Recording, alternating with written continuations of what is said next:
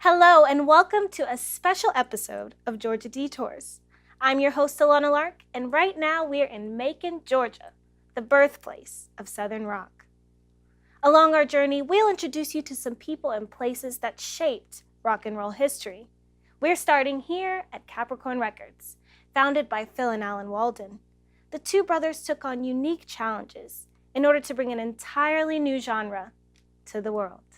Phil and Alan Walden were brothers who were tenacious in their drive to bring good music to the people. Their early career focused on bringing soul music out of the segregated South to the mainstream. The death of their friend and business partner, Otis Redding, was more than life-changing for the brothers. It was the catalyst for a new beginning.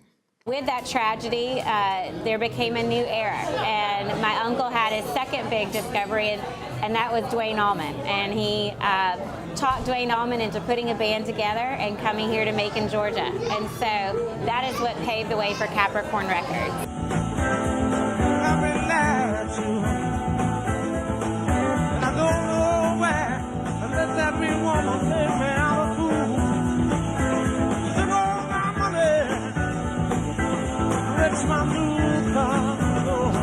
The Allman Brothers were unlike any band in popular music at that time.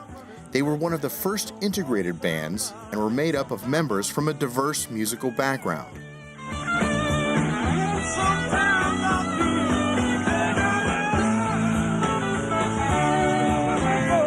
And it was a new direction, and it was a tough battle because, again, it was something no one had ever heard before.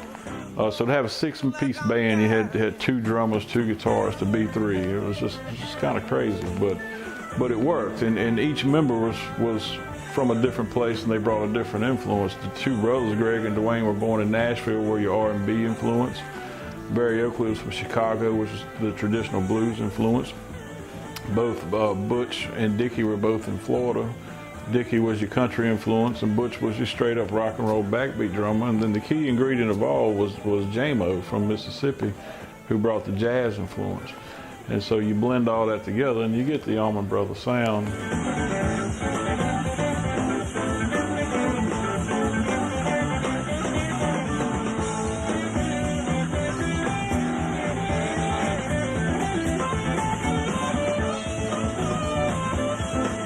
The Allman Brothers' sound was amazing, but the question still remained as to whether or not the audiences were ready for it.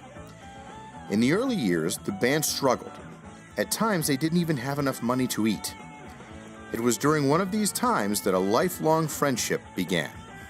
Mama Louise Hudson and Mama Inez Hill started H&H Restaurant. And one day in walked a couple of guys, but they were long-haired, hippie guys, super skinny. And as Mama Louise recalls, they looked really hungry. And they told her that they didn't have any money for their food at the time, but that they were going to be going on the road. And when they got back, they would pay her back. And so she said they looked so hungry that she gave them some food. And when they got their 2 plates of food, they're like, okay, guys, come on in. And then the rest of the band came in. And they were all eating off of these 2 plates of food. So she said she made sure everybody got fed. Sure enough, they went on the road, they came back, and they paid her back. And that was the Allman Brothers Band. Well, it formed this beautiful friendship where they started calling her Mama Louise and Mama Inez. And as the band grew, so did this restaurant.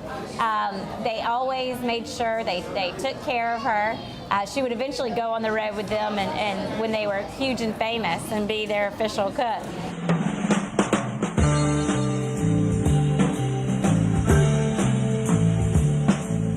The Allman Brothers were the one that went out there first and starved to death, you know.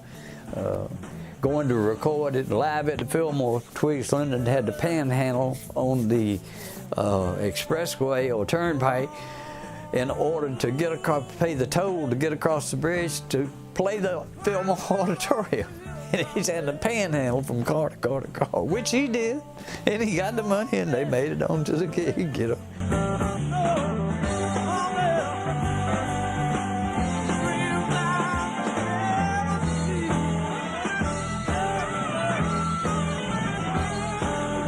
Because of the ingenious way that Phil Walden managed his artists, it wasn't long before the Allman Brothers' music began to rise on the charts.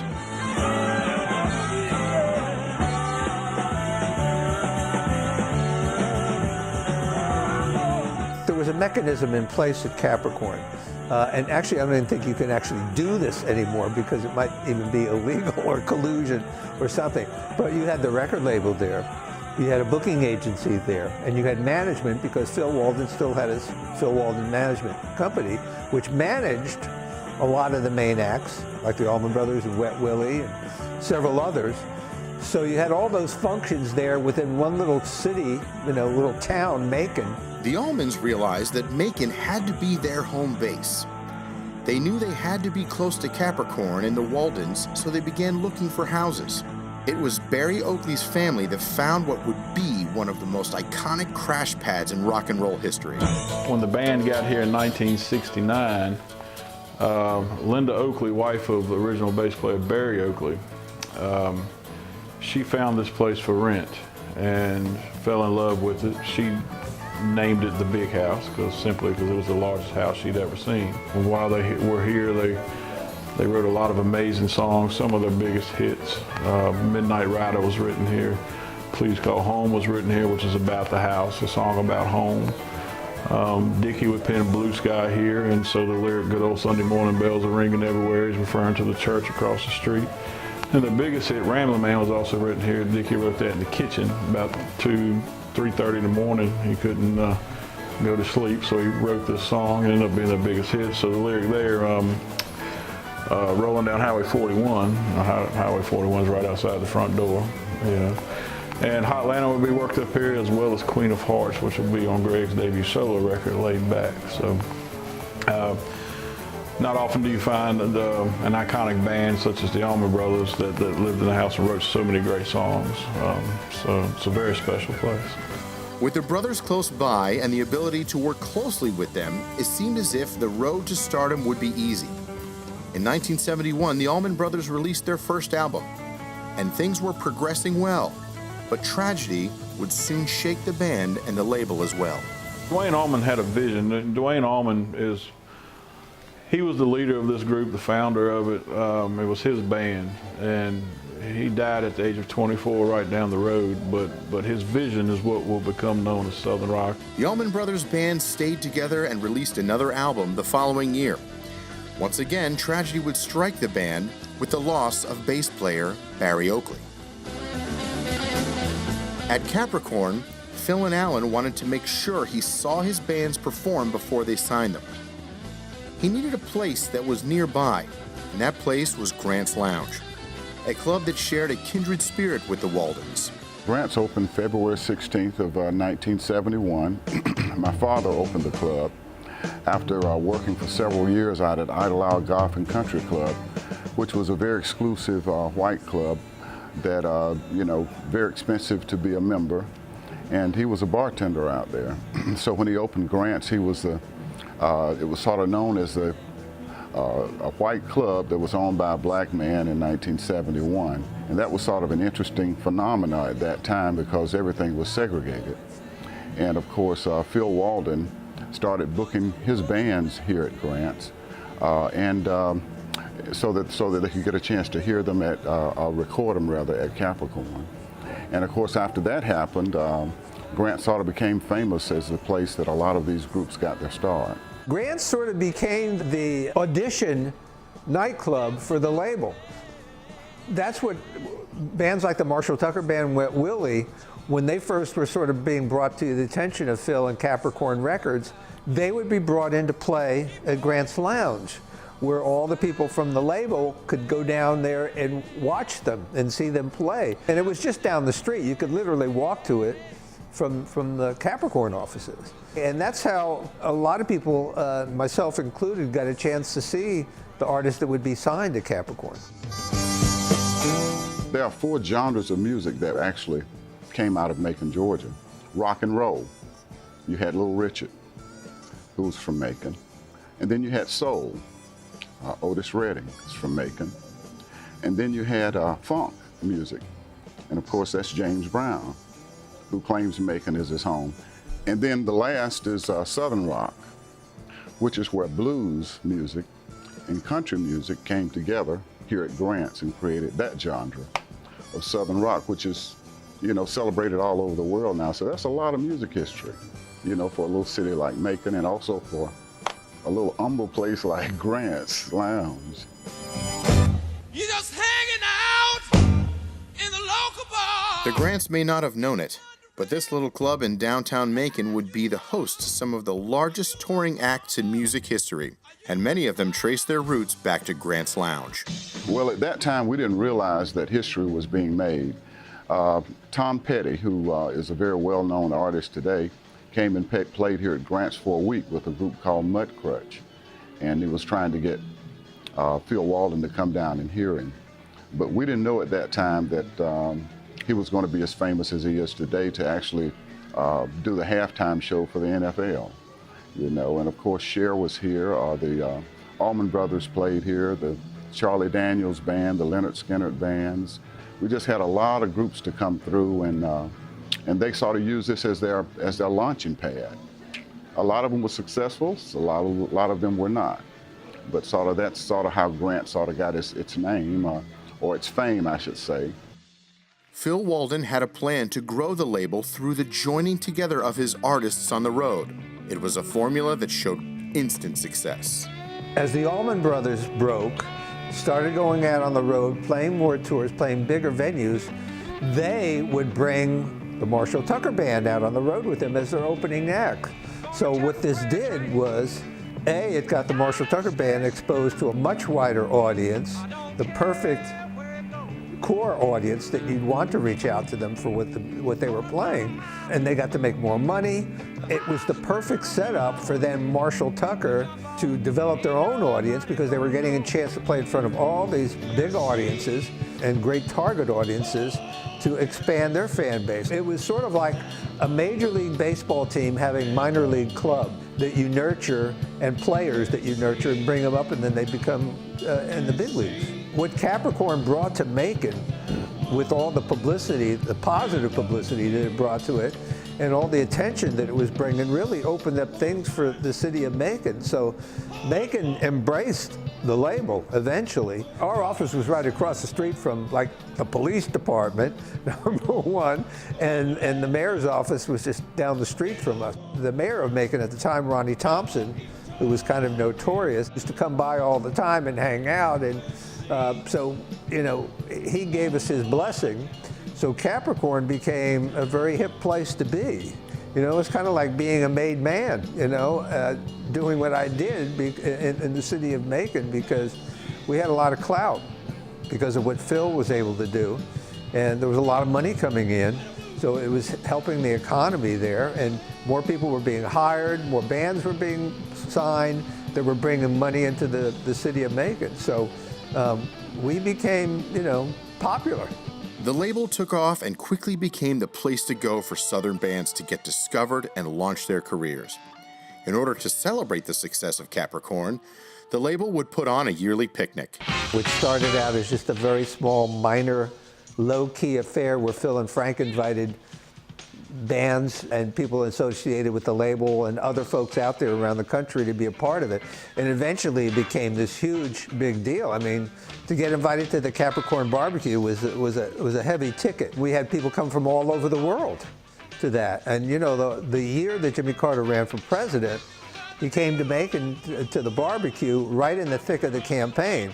So in '76, in our barbecue, which was towards the latter part of the summer, just before the election, Jimmy Carter came there, you know, with the whole entourage of camera crews and everything. So that one year at the barbecue, we had Jimmy Carter there. We also had Andy Warhol, who came there, was doing filming. We also had Don King, who was probably the biggest boxing promoter in the world at that time there at that barbecue. So those were some of the people that came. Capricorn was at its height of success. Phil was signing several bands, and the label was growing at a rapid rate. But Alan saw problems on the horizon. Phil and I, like I said, we started having difference of agreement in what we want to do. I mean, he wanted to continue to sign tons of acts. Well, I maintained that if we take one act and pursue it to the fullest. I'd make enough money, almost as much money as you can, handling all those acts, you know. I'm going to take one band. I kept my overhead down. It was me. My company was my office was my briefcase. I didn't worry about insurance payments and is the lights on or anything. I just closed my briefcase and I was closed for the day, you know. And as long as I had a telephone, I was in business. And I showed that to Phil one day. He probably had 125 or 20, maybe as many as 129 employees. And I'm up there with him. I said, well, see, it's getting late. I said, let me close my office down. And I clicked that briefcase, closed it down. I said, no insurance payments. Lights are off. I'm going home, big brother. Be sure and take care of your lights. Okay. After leaving Capricorn, Alan began auditioning bands. One afternoon, he auditioned 13 different bands. It was the last band that got his attention, and it was all because of one song. One song, Free Bird, turned it into the national anthem. I mean, Free Bird and Stairway to Heaven swapped back and forth as the #1 song of the year on the FM for over 12 years. If I leave here tomorrow,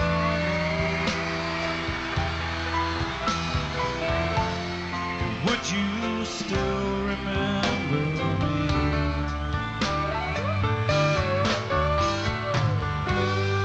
I must be traveling on now, 'cause there's too many places I've got to see. When I took them to muscle shows and we did those 14 songs, usually the band finishes on Saturday and they're calling you by Monday wanting to know how soon am I going to be a star. I mean, that's just a musician's natural instinct to do that. And in the case of Scattered, I waited till I heard from them. It was 2 weeks. I hadn't heard from them. I said, well, damn, boy, I better call down there and see if somebody else might have got them interested in another deal, you know. And I called down there and got Ronnie, and I said, man, I was just checking in with you. I said, I hadn't heard from you. I said, it's kind of unusual, you know, that I don't hear back from you after a session. And he said, well, Alan, I figured that if you liked it, you'd call me. If you didn't like it, you wouldn't give us. You know? And I wasn't going to call. I was waiting for you to call me. And I said, very smart. And I said, Ronnie, you're thinking good. And I said, we are going to get along good because we are thinking alike here.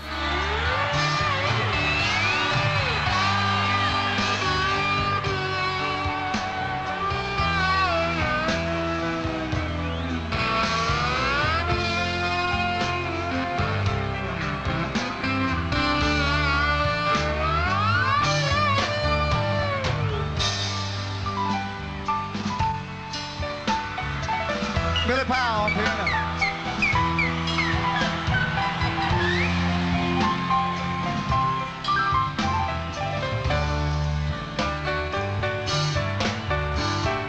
While Alan was getting things going with Leonard Skinner, things were really changing at a fast pace for his brother Phil over at Capricorn. The Allman Brothers had had great success with the release of Rambling Man, but the success led to infighting within the band that led to their breakup. Phil kept signing new acts and kept his bands working. Our bands worked all the time.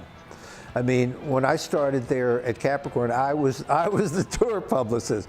So at one point I was working with something like 18 or 20 acts, and they were on the road and working all the time. So I was pretty much nonstop. You know, we had the booking agency through Paragon. So again, it was a great connection. So people worked a lot, and it was a great way to help spread the music, help spread the word, and it was a great fundraiser, you know, for the bands and for the label. Yeah, I'm sitting down in San Antonio, waiting on an 8 o'clock train. Yeah, my woman left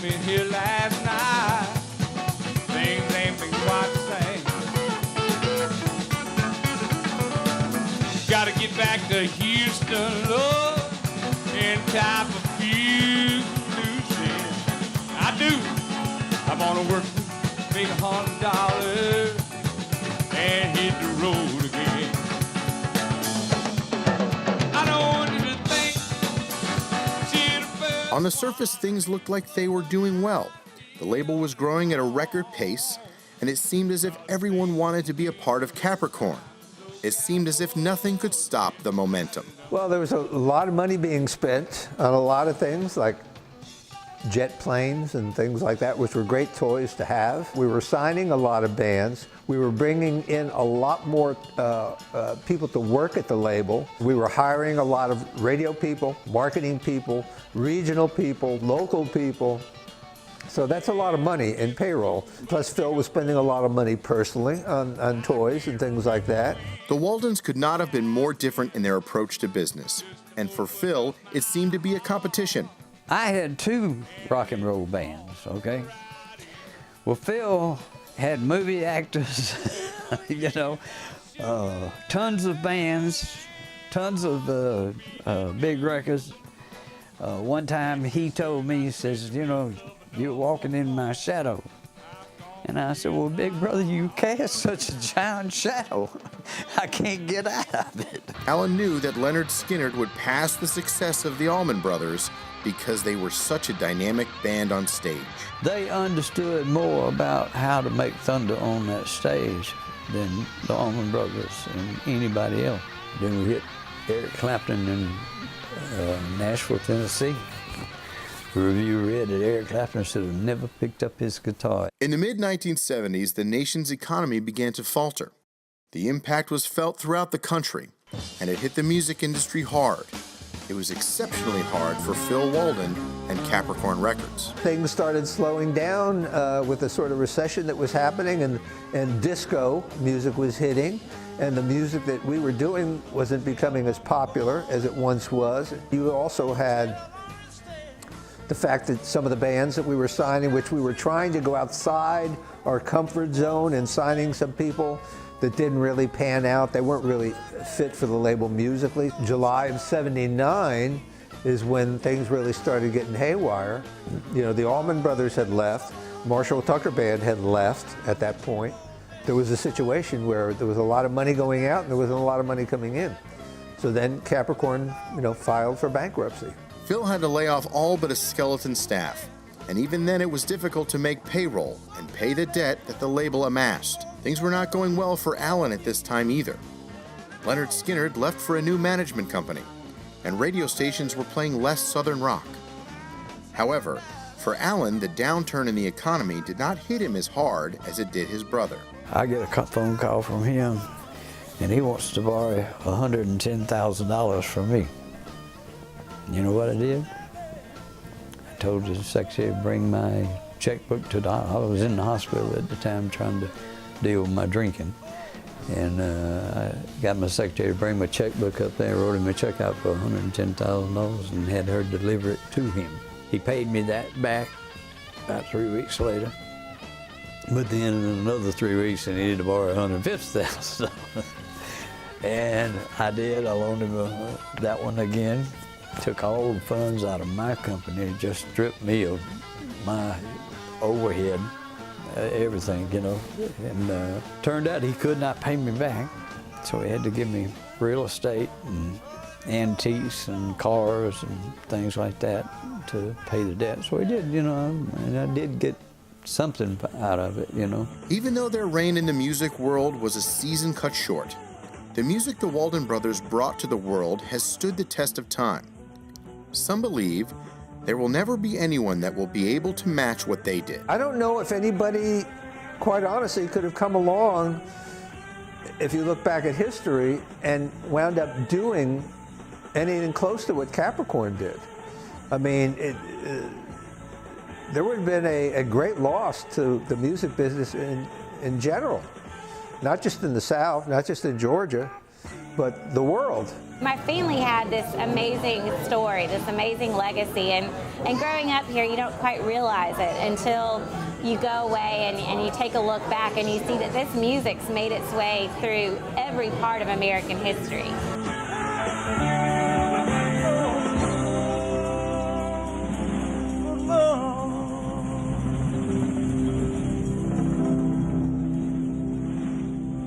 I'm standing inside the big house in awe of all that went on here in Macon, Georgia. But there's so much left to see. Tune in next week as we travel further back to experience Macon's soul. I'm Alana Lark. We'll see you soon.